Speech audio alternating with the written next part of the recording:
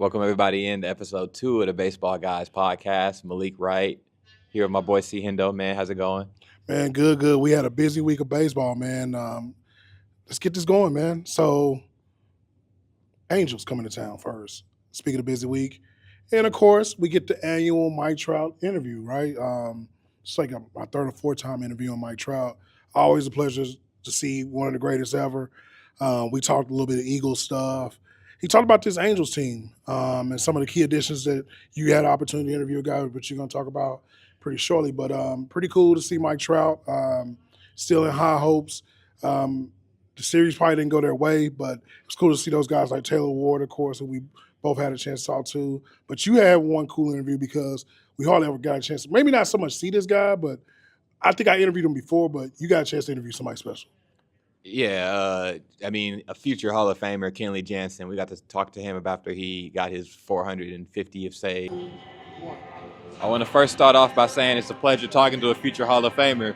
Just clinched 450 saves the other day. How'd you guys celebrate it? Man, it was great, man. It was great, and God is great, man.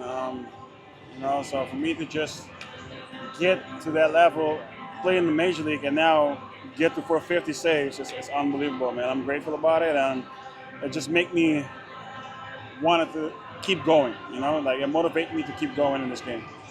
Now, when you first started your major league career, your big league career, you're a catcher. What was the transition like moving from catcher to pitcher? And now, where you are now? Yeah, I never made it as a catcher in the big leagues, but from just get to the big league as a pitcher and only throw 40 innings in the minor leagues. I think less than a year. I have to develop myself up here in the big leagues, and kudos to all those great coaches that I have, starting with Rick Honeycutt, rest in peace, Kenny Howell, all the greats, man, who was there for me, Charlie Huff, who builds me. Danny Darwin. I could keep mentioning names. Chuck Greene helping me on off-speed pitch. I can keep mentioning names, man. A lot of guys who helped me, put myself together and be a great pitcher. I got to give credit to them, and it's a blessing to be here now.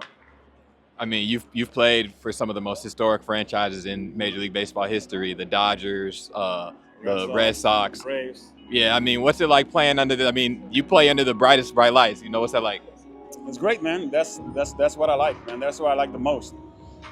Being in that pressure situation, that pressure feeling, that that rush that you get going on that all the anxiety is high, just for you to just calm yourself down and focus. That's what I like. That's what I want. And like I said, man, it's an honor to wear all those uniforms, and I'm just continue to write a story. All right, my last question for you. Getting to play for all those teams, and now you join the team coached and led by Warren Washington. I'm sure you've heard stuff around the league and just the type of leader he is, but what has it been like these first few weeks? I have him for a year with the Braves, in 2022 as when he was a third base coach, him and EY. So, once I found out that the Angels was interested, it was a done deal, man. I wanted to play for him. I know what kind of man he is, the leader he is, how he carries his family name and carry this organization name now. Try to bring it to the winning side. Him see what he did, bring the Rangers back-to-back years in the World Series. It speaks for himself, man. He's great, and I love being around him. I love playing for him. Fourth closer in Major League Baseball to reach that feat. And I loved how grateful he was, as a guy who he began his pro baseball career as a catcher, and actually became a pitcher. He only threw 40 innings in the minor leagues. He even caught Clayton Kershaw in one of his starts. So a guy who's played for some historic franchises. You talk about the Braves, you talk about the Dodgers, who we also saw in town, and Boston Red Sox. So really good to get to pick the brains of guys like Kenley, especially for me, for relievers, because they're in at whenever it's nut cutting time. It's big. That's what they're judged off of. They don't get guys like Kenley. They're not coming in no 10-0 game. They're coming in when something's on the line. So it was good to chop it up with Kenley. And of course, hopefully a future he's got to be a Ranger Hall of Famer. Just seeing Ron Washington and how he has that group moving with some juice, got Got our guy, got some new additions to the roster for them. Tim Soler, a few new pitchers, but just love what he's doing with the team. Obviously, towards the end of they were on like the longest road trip in MLB history. They only played 3 home games before this past weekend, so I think that sort of affected them towards the end of our series. But a lot of great content from the Angels. Yeah, man. And speaking of Soler, that was pretty cool because I got a chance to interview him. Obviously, he speaks Spanish as his first language, so had a translator. But it was real cool to get some insight on him about Cuban baseball, stuff like that. So, yeah, man, it's gonna be interesting to see what these Angels look like going forward. I think they do got some pieces they can work with. I think Joe Adele's gonna be something special. Neto should be back pretty soon. I don't think we're gonna pronounce his last name right, but Nolan Chanel. Not pronounced right, first baseman. Y'all know what we're talking about. Got drafted over a year ago. We both got a chance to talk to him. Pretty good guy as well, man. They got some pieces over there. We'll see. It's going to be tough in this AL West. But this series, man, we're currently watching right now in person. I want you to go ahead and lead this off for us. I mean, the early season, it's the main event. The pitching matchups that we got, they've lived up to expectation. The last 2 World Series champions, the Rangers against the Dodgers. And, I mean, we've seen some great baseball, man. 2 of the best games I've seen all season. Yeah. We had Yamamoto versus Jacob deGrom Friday night. A pitcher's duel, man. Pitcher's duel that ended up in a controversial play by Josh Young. And then Saturday you saw Sasaki versus big game Nathan Eovaldi. Nate just hit with the postseason pedigree he grew from a few years ago. Held them down long enough. And then when all hope seems lost, when they're down bad, that man Adolis Garcia comes through once again with another big clutch home run. We are going to have to mention, though, man, the struggles for Mr. Jock Peterson. What's he, near $20 million man, a guy that was he brings a juice to the team. We've heard it from speaking with Marcus and speaking with the pitchers, the sort of energy that he brings to the table. Hype. He's got the guys running bases hard, but man, entering Sunday, he's 0 for 36, I want to say. Yeah. 3 hits on the season. It's one of the worst starts in MLB history. I don't want to spend long on this, but do you think that Jock can bust out of this slump, and how long do you give him to do so? Yeah, I think he can. To your point about culture, Jock brings a cool excitement, really good guy. I've had opportunities to talk to him. I think he can. I think that, I don't know if it's just, he's not striking out, right? He's just getting maybe some pop-ups that we don't see. The last night's game, 2 grounders to first base. So he's making contact. So I don't think it's like necessarily like doom and gloom. It is ironic, it's not just him. This Rangers offense is struggling. I mean, we finally got Corey Seager going. Josh Schmidt has probably been our second or third best hitter. Josh Young is right there. Adolis gets it going every so often. Marcus, he has his moments, but this team is struggling offensively. I don't think it's just him. I think Donnie Ecker has a lot of work to do. I think he'll probably get in the lab pretty soon and try to figure out things. And who knows, man? It could be just attrition, man, because we're just in April. This team is 13-7, I think, or 13-8, 1-2, first place in the AL West. Tells you a lot that they have one of the worst, I think, probably statistically one of the 3 worst offenses in baseball. Yet they're able to still win these games because of pitching. So I think Jock can. I don't know the overall solution right now. Maybe moving him down in the lineup. Wyatt Langford, as we're looking at TV now, is back. I think he got inserted into the lineup, and Jock was taken out of the lineup. Yeah, late afternoon call up for Wyatt, who he spent a few days with the AA team out here. Came back, got evaluated this morning. They got him in the lineup, took Jock out, and sent Ezekiel Duran down the triple A Round Rock to work on his swing. We'll see you soon, Zeke. I think he's going to need this time down in the minor leagues. But, I mean, an important stretch for the Rangers here coming up as they've got a road trip against some AL West teams. And I believe they head to Sacramento for a series. And then they'll be taking on Bruce Bochy's former team, the San Francisco Giants. But I was going to say real quick on the Dodgers thing, to them, once again, we both had some fun. I mean, I think we both hit some landmarks.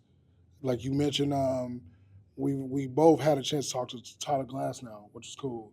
We both got to talk to Blake Snell, 2-time Cy Young winner, who's actually out right now, but was gracious enough to give us both some cool, fun things. But You got a cool one today. So technically today is Sunday. So you got a cool interview today. And actually I was able to get him as well. Can you who did you get? Oh man, my guy Mookie Betts. Yeah. It's always a great conversation when I speak with Mookie.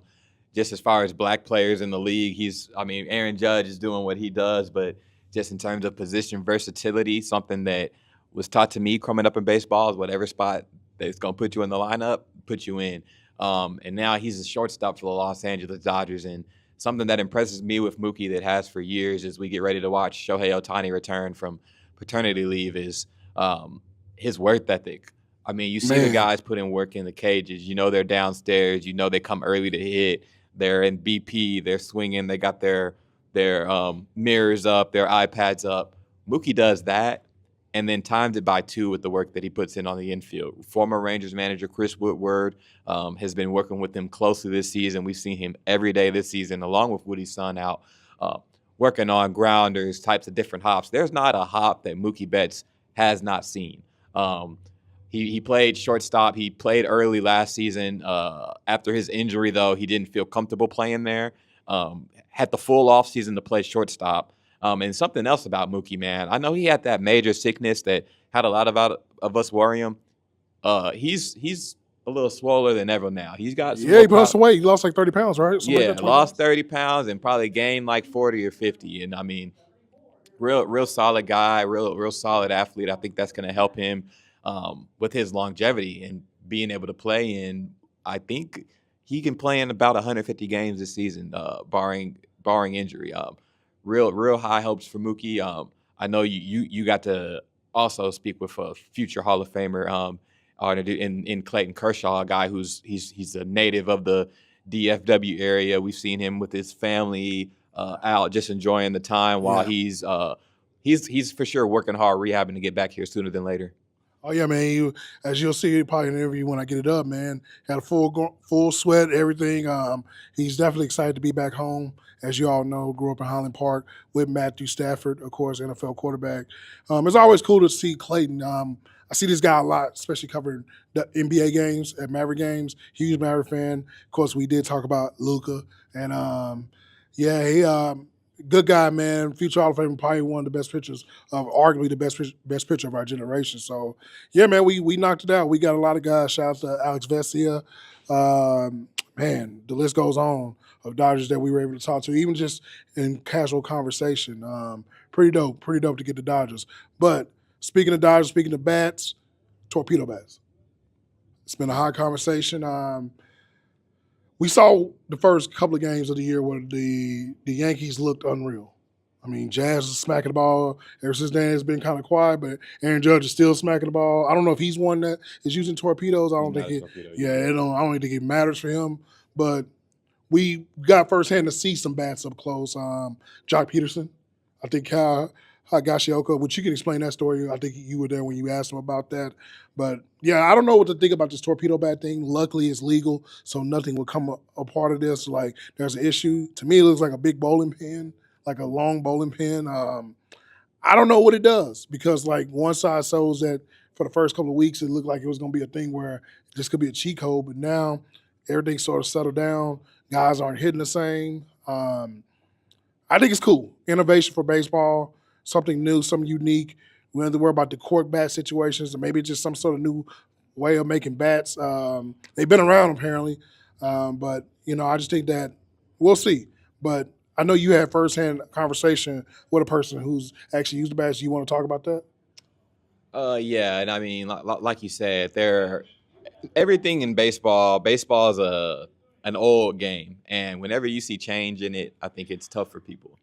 And I think even for myself, even in this, younger generation, I see this bat and, man, it looks loaded. It looks crazy. It looks like a bowling pin, like you said. But I think it adjusts to your swing. It adjusts to your swing in specifically to give you the best chance at hitting the ball good. They can shift part of the weight of the bat to make the barrel hit to where where the solid part of the bat is hitting the ball at where you hit it at most. So it's definitely beneficial. We've talked to some guys who don't like them. Higgy's one of them.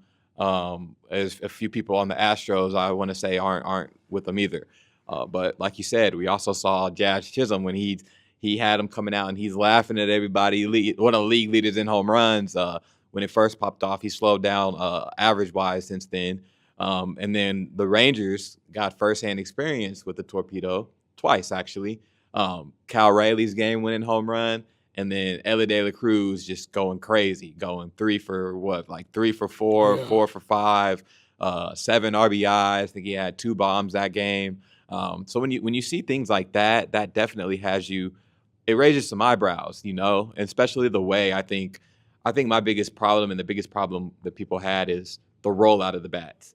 We didn't hear about Giancarlo Stanton using a torpedo bat last year when he was the MVP for the AL before the World Series. What he was doing against the Guardians and how he made Clase and how he made those Kansas City Royals pitchers look. The Yankees, I think, on their network, there was a lot of talk in Yankee camp about it. I think had they done a better job at that, explaining, hey, this is what it is, before a team spazzes off for 10 home runs or a record number of home runs to which the Yankees did. So the torpedoes are here to stay. Players are just there, and like I said, it's so hard to get them because it's perfectly made for you. So it's going to take some time for these bat brands to get them out. We'll see how popular they become. It's something that I definitely pay attention to in batting practice, who's using the torpedo and who's not. I didn't watch the Angels as closely, but I will say for the Los Angeles Dodgers, not as many torpedo bats as I think I see. I want to say that number on it was very low. Very low. But let's move to a few players that have been making noise this season that maybe weren't talked about enough this offseason. I'll go first, and it's a guy that I think early on he's showing that he should be in the same realm as guys like Paul Skeens, Cole Reagans, the Jacob deGroms of the world, and that's Hunter Greene. All-star last season. He's known for that 100-mile-an-hour fastball. The man's got one of the most – his slider pitch now is one of the most dominant in the league. I believe it's been thrown over 100 times already, and it's yet to give up a hit yet. He's looking like one of the best. His early struggles came a lot from his lack of his ability to stay healthy, and he was wild. He's starting to figure that out. He's looking stronger. And I mean, just in terms of just black pitchers, black aces that we don't see a lot nowadays, I think he's up next. And I think that he has a legit shot at winning the National League Cy Young this year. Yeah, man, Hunter. Like I said, luckily for both of us, we've had major opportunities of talking with him. One of the young guns. I think that you had a more extensive conversation for a later podcast about Team USA, which I think that's something we'll probably talk about later as well.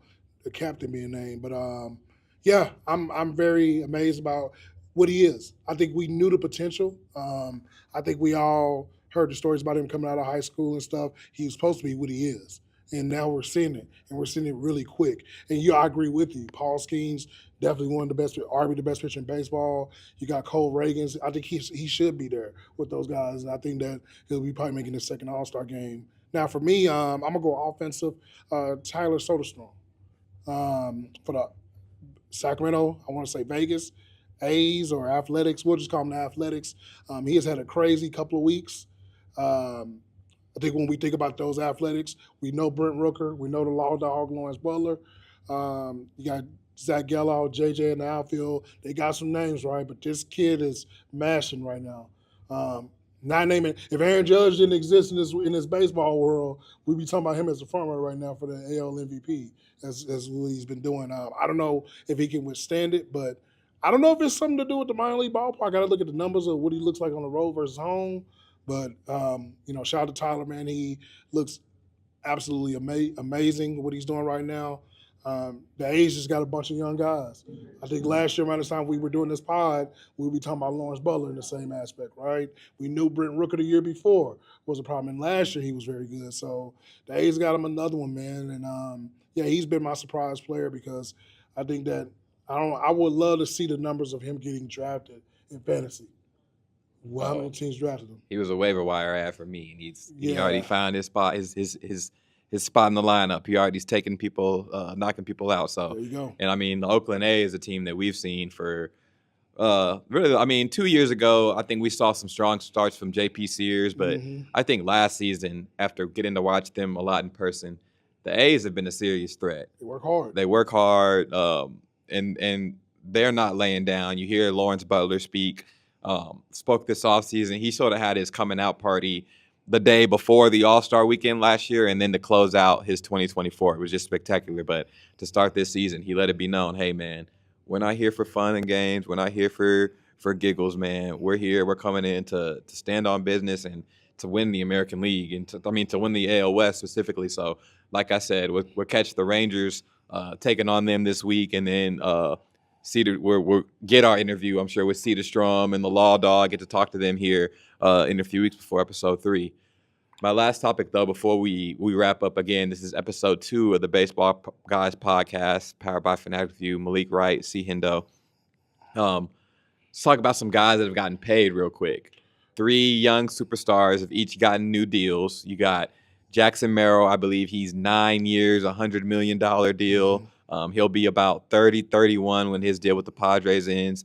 Christian Campbell, who we saw him for 4 games. I'm sure they were talking to him about the opening day. But yeah, 4 days, not even a week into his big league career, he gets 6 years, $80 million. A guy who only spent months in the minors. And then the big deal, which I think that they kind of put themselves into a corner with all the free agent misses that they had. Yeah. But he's one of the best players in the game, and he bet on himself, Vlad Jr., with the big $500 million contract that he signed. So, I mean, just yourself. Talk about some of these young guys who've gotten paid, and, I mean, anybody you think could get paid like that in the future. Yeah, man. I mean, we can even go back to Lawrence Butler getting the deal last year, right? The blueprint for that, I believe, is I want to say maybe the Braves, because their history, what they did, recent time with Acuna, what they did with Michael Harris, Albies, et cetera. They paid those guys. I like it. I think there's just reassurance, and you don't have to deal with arbitration for a lot of these guys. Vlad is well deserving. Arguably one of the best players in the game. The dollar amount, I was a little shocked it wasn't more, but I can understand it. It makes sense on both ends. Christian Campbell is just a talent. We both had a chance to talk to that kid. Bright future. Clearly, they know something we probably don't all know outside of talent, so he's definitely going to be a spot for that. And like I said, yeah, these guys are getting paid early. I like it. Like I said, reassurance. If it doesn't work, it's not going to kill you at the end versus you paying them $40 or $50 million, and it becomes a bad contract, similar to what, unfortunately, Chris Davis crush had got that time. You're not dealing with that situation. As far as guys I think that can get that paid, that type of deal, well, obviously we can just go to the team that we cover here in Texas. I keep telling you, man, why Langford? I think you should get it out the way. I don't know what the Rangers front office, how they run it. I've never seen the Rangers really do this, but I think he's a for sure thing. Out of all the young guys that you got, there are some doubts about Evan Carter, unfortunately, because of injuries. Jack Leiter looks really good now, but we'll see if he can sustain that. Same with Kumar. But I do think Wyatt Langford is a must as a guy that I had in my MVP candidates this year. I think I had him as the MVP, dark horse. Yeah, I would think you would get him out the way. Paul Skeens, I think is a guy that you probably have to consider. Hunter Greene. I don't know. Did Hunter get a contract? I don't think he has. I could be wrong. I think Malik's going to look that up. But, yeah, I just think guys like that, I think teams should adopt that. I think they should adopt that culture because I don't understand arbitration. I still don't. But I understand that it always happens. It seemingly happens to the great players, and you don't have to deal with it as much. So I would say definitely Wyatt Langford is my guy. I don't know if you have one, but Wyatt Langford is my guy. Hunter Greene, I just looked, and after how he's pitching this year, is severely underpaid. He did sign a similar deal, though, 6 years, $53 million. Okay. I don't think that's nearly enough. I think Jesus. he could be restructuring that soon, but at the same time, there are a few young guys Ellie De La Cruz, another guy who hasn't got a big deal. You got to wonder what they're going to do. I mean, a lot of talent around that Cincinnati Reds roster. Yep. But I got to say, the guy that I think, though, that's up next forward is a Wyatt Langford. A guy who, since he's came, I mean, these college guys, and I think a lot of the common ground for these type of deals are these players who has some type of a little bit of experience, that college experience that it helps you just see a top level of pitching that, that especially guys like Wyatt and Wyatt's from the SEC, Campbell from a strong ACC. They're seeing guys that are as good as some AA, maybe not as AAA pitchers all the time, but I mean, the SEC, you see some guys who are good as AAA pitchers. AAA pitchers usually got some time in the majors, but I like seeing these young deals get paid. I always thought that it was smart for the player. I know that, maybe you could bet on yourself and maybe you get blessed with a $100 million deal after like your third year. But seeing some of these guys when they come from the minors and they're barely making over $1 million, you're telling me that while I could have 100,000 in the bank, I could have 63 million in the bank just to relax. And then I work my ass off and like to get the big deal. And by the time I'm this age, I get another deal. And then by the time I'm in my mid 30s, early 30s, I get another deal. So definitely think it's been beneficial to these teams and always beneficial to get these players. And I mean, at the end of the day, man, we're talking about life-changing money. So let's not pinch pennies, man. But do you think it's a good idea though? Because part of me is like, it is definitely team friendly to do these. But then you get like me, you always got the joke, and we love Ozzy Albies, but then we look at his contract, it's like, dog, they paid him nothing, basically.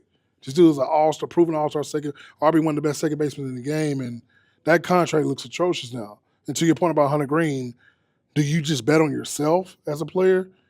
And if I'm a pitcher, I probably take the deal more as a pitcher because the likely odds of Tommy John happening or just arm fatigue, things can happen. But what is it? Do you think it benefits the player? I think in certain instances, like when I look at Christian Campbell, I see a guy that deal benefits. But when I look at a Jackson Merrill, I have a little like, and now he's great, and he explained that, hey, it's not all about the dollar. I mean, he's got $100 million in the bank, but it's not about the dollars for me. He said, I'm comfortable playing here. These are my friends. These are this is the system I came up in. These are the coaches I like. This is the city that I can see myself one day raising a family in. I do think his deal is a little long, though. 9 years, not till you're 31. Yeah. I don't think you get as big a deal if that deal ends when you're 28, like a Christian Campbell. The guys like Ronnie Acuna, though, I'm sure now, I mean, he's had the injuries, the ACL tears, but he's got $100 million. I think he's a better player than Vlad Jr. when he's gone. And now you see a guy like that signing for $5 million. So, but I mean, does he get that? He doesn't get that with his toy unless he stays healthy. So I think it's certain, some for the players. I think that it is going to be a topic, though, in the next CBA. What are some parameters? How long you can do these deals? I think these deals are perfect for 6 years. I think once you get over 5, 6, once you're in that 7, 8 range, 9, I think that's when you're kind of a little bit more towards team friendly. But at the same time, I do think that these type of deals are easier for the lower market teams, the Kansas City Royals, the teams that never spend money like the Colorado Rockies. If you're telling me you can't you can't have a young superstar and you can't give him 6 years, $60 million, 6 years, $80 million as a sort of a building block. He doesn't even have to end up your best player in 4 or 5 years with these type of deals. If you can't do that, then you're lazy and you're ruining the competitive balance of baseball. And that's when I'm going to question the owners. But when we're not at that point, I'm okay with the deals. Like I said, we'll see how more unfold because I definitely think, and especially with the lockout coming soon, with the likely lockout coming, I believe that's 2026, 2027, one of the 2 years. I wonder if some of those young guys are going to be like, man, I need a little something in my account. So interesting to see. But a great second episode. I, again, appreciate you guys for joining us.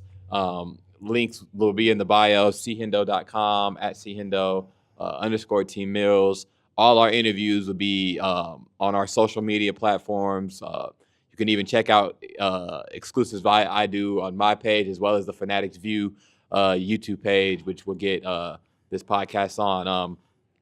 Closing thoughts. Let's do something. Let's close with one question. Mm-hmm. You know, every week we'll try to get a different question.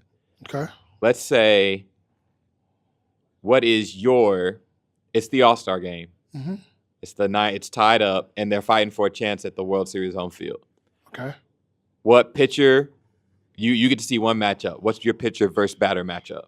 So where's the All-Star game is in Atlanta this year, right? So we'll use Atlanta. So that means more than likely we're in the bottom of the ninth. So we got to get an NL batter and an AL pitcher. So in that case, because I know they're going to probably put the starters in early, I would love to see a scenario where they didn't have a starter play, but all of a sudden he can get in the bottom of the ninth and you can use them. I'm going to go with Jacob deGrom. I think if I could see Jacob deGrom make an All-Star team in a Ranger uniform, look, we saw him a couple of days ago, looked amazing. And if he's pitching like that, he's likely to be one. And if I could pick a batter from the NL, which I think is the World Series matchup, well, see, that's another problem because they sub out guys. But if they didn't sub out anybody, I would say Shohei Ohtani. I think we're getting the best of both worlds. As you know, we sit around and talk to these players all day, and they always mention those two somehow as being the best at what they do. So I would like to see deGrom versus Shohei in the bottom ninth. And I know both of them probably be subbed out or maybe one of them plays early. But sometimes in situations, because Shohei is a DH, I think he may actually stay in. Who knows? But, yeah, that would be my dream matchup. What about you? Well, let's stick it on the All-Star game this year being in Atlanta. Mm-hmm. I want to say somehow Taj Bradley, the relievers get used up. Our guy Taj Bradley is in the game, and he gets to face his friend, his homeboy, Money Mike Harris. Okay. In the ninth, Mike's a sub. Mike's a late in sub. And they hit a line drive to right field to our guy Law Dog. Law Dog got to make the play, Law Dog. Okay. You either got to dive. I want to see it into the dive, or I want to see you throw him out in second. I want to see something it's coming to you, Law Dog. So I'm gonna love to see. Hopefully, we get to see a matchup between those Atlanta guys because I already know we've talked to Lawrence before our next episode, and we've talked to Taj.